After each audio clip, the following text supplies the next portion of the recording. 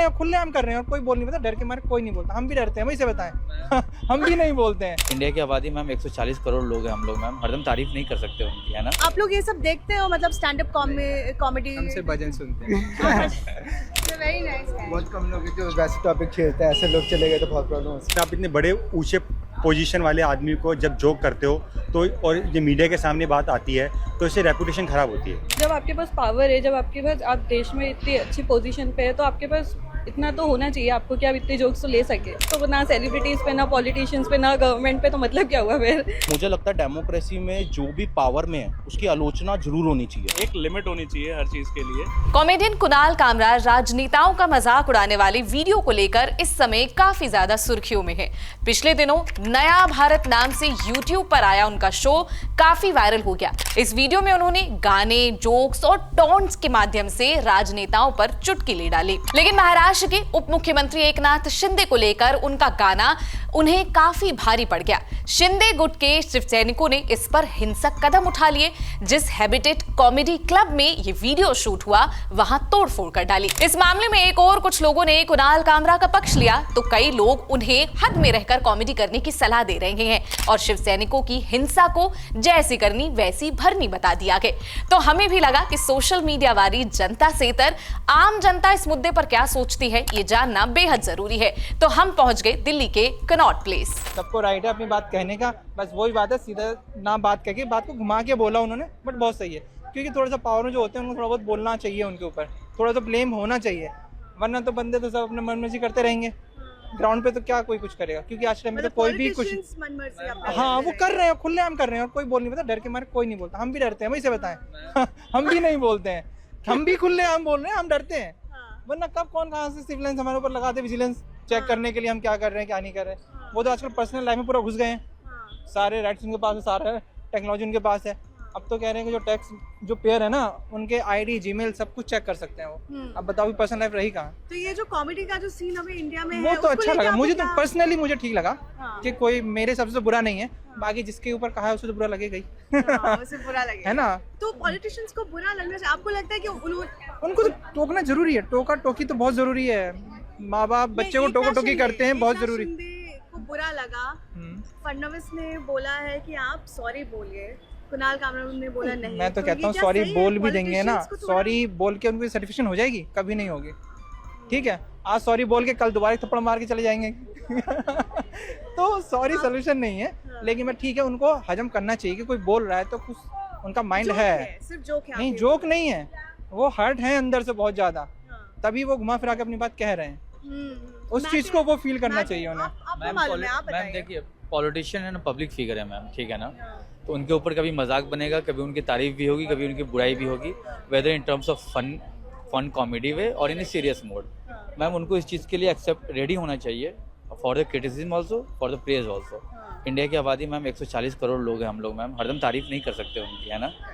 If they are wrong at some point of time, तो उसको उन्होंने बहुत लाइटर टोन में लोगों को बताया है। और कुणाल कामरा ने जो भी बोला है वो कॉमन जो देश के लोग हैं उनके मन की भावनाओं को सामने रखा है मैम। उनके मन में अपने से तो आया नहीं मैम, वो देश के लोगों में देख रहे हैं क्या चल रहा है क्या नहीं चल रहा, उसके बाद ही कॉमेडी बनता है, समाज से ही उन्होंने वो चीज़ को निकाला है मैम। तो आपको कुणाल कामरा के कंटेंट से कोई दिक्कत नहीं है? नहीं मैम, कंटेंट इज जेन्युइन, सही लग रहा है वो तो। बड़े नेताओं को या इतने रेपुटेशन के ऊपर जब बात आती है तो ये गलत है जोक करना।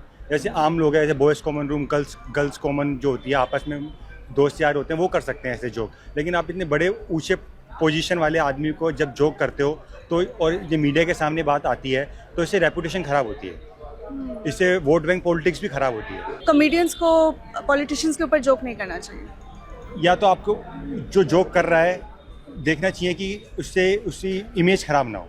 ऐसे अगर मैंने आप पे जोक कर दिया किसी वुमेन पे तो ऐसे इमेज खराब हो जाती है। करिए।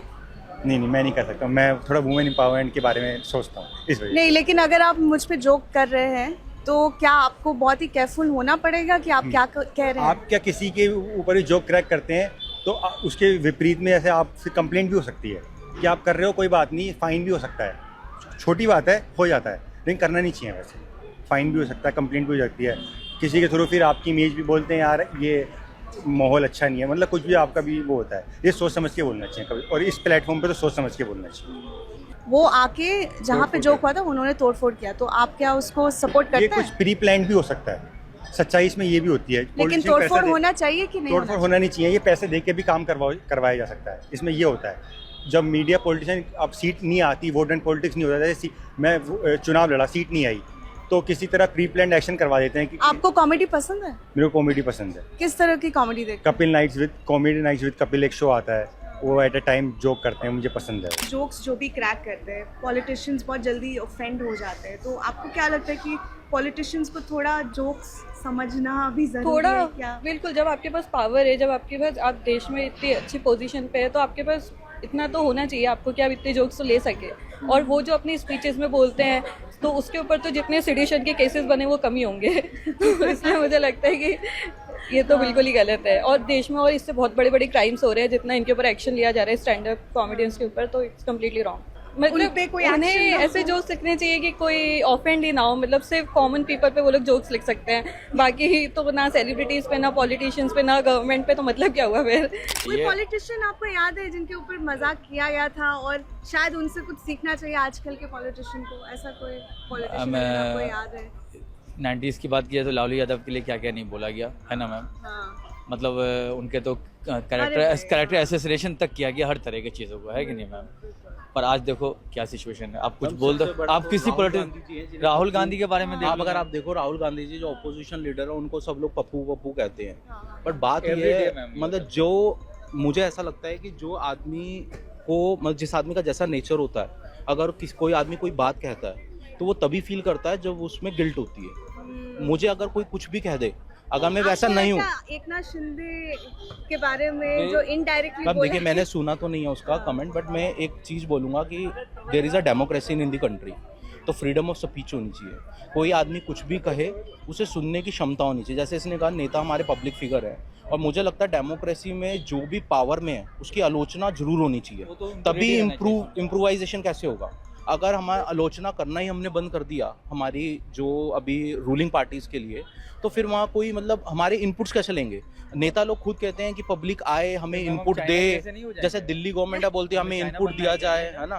तो अगर इनपुट मांगे जा रहे हैं तो इनपुट लेने की क्षमता भी होनी चाहिए। जो स्टैंड अप कॉमेडियंस को एक सॉर्ट ऑफ इंटिमिडेट किया जा रहा है, थ्रेटन किया जा रहा है, एक डर का माहौल जो बन गया है कि अब आप खुलेआम एक जोक भी नहीं बना पाओगे। आपको क्या लगता है ये सही है कि नहीं मैम, हमारे डेमोक्रेसी के हिसाब से तो सही नहीं है मैम। इतनी तो लिबर्टी होनी चाहिए कि आप कुछ ऐसा बोल पाओ जो पब्लिक को इन जनरल एक्सेप्टेबल हो।